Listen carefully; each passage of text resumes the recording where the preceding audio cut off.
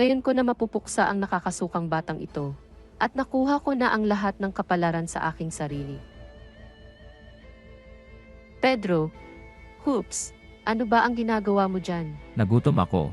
Lumapit ako para tingnan kung handa na ang hapunan. Malinaw na, pwede ka nang umupo. Ginawa ko ito sa paraang gusto mo. Oo nga. Pero, medyo uhaw din ako. Kumuha ako ng tubig. Malinaw na, kukunin ko na po. Salamat.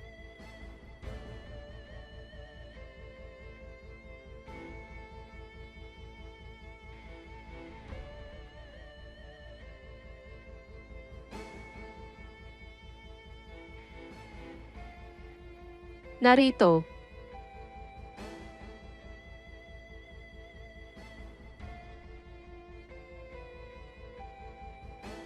Teka lang.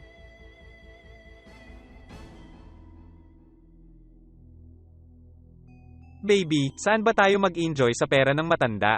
Malapit na, baby. Di magtatagal. Kailan? Mas malapit kaysa sa iniisip mo. Nilagyan ko ng lason ang pansit ng bata. Wow! Malapit na natin magastos ang perang iyan, soon. Ang aking pag-ibig. Masama ka na.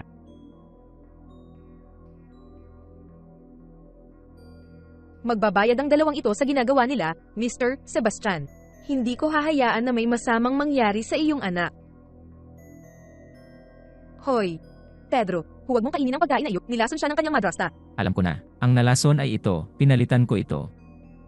Nagpalit ng kaldero, salamat. Kailangan nating maghanap ng paraan upang patunayan ito. May cellphone ka ba? Ipahiram mo sa akin. Kasi, Ipahiram mo lang sa akin, magtiwala ka. kagandahan. Dito na. Saan ba yan nagbubukas ng camera niya dito? Dito na.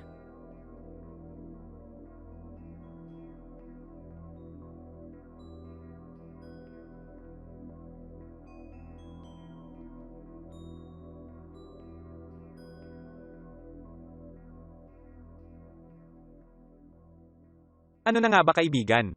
Hi.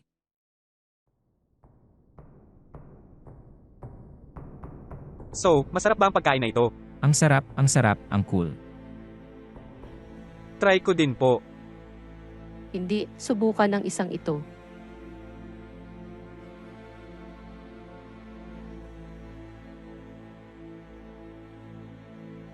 Kainin mo na lahat. Halika na, Pedro. Hindi mo naman aksayahin ang pagkain, di ba?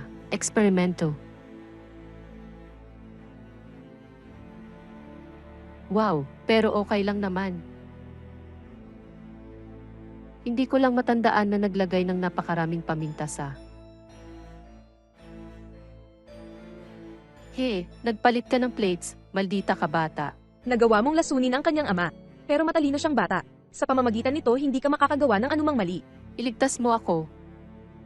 Diyos ko sa langit.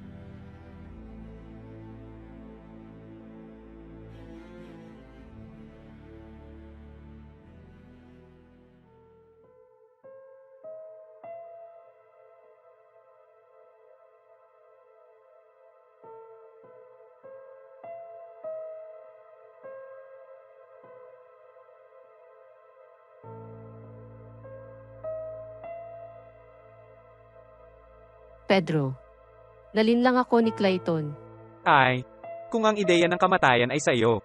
Ikaw self-serving baboy, ngayon kami ay madakip dahil sa iyo. Aking dahilan, ang killer dito ay ikaw. Selma, inosente ako, Selma. Tingnan mo, hindi ako nagtiwala sa iyo. Pero ngayon magsama-sama ang killer na ito.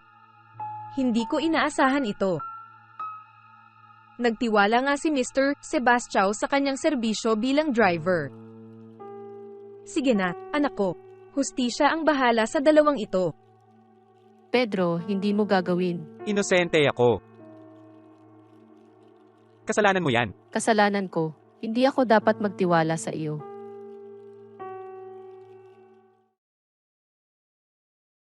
Ang batang ito ay dapat na kumain ng lahat ng pansit. May epekto ba talaga ang lason na ito? Siyempre ito rin yung ginamit ko sa pagpatay sa tatay niya. Ganyan ang gagawin natin para patunayan na sila ang may kasalanan.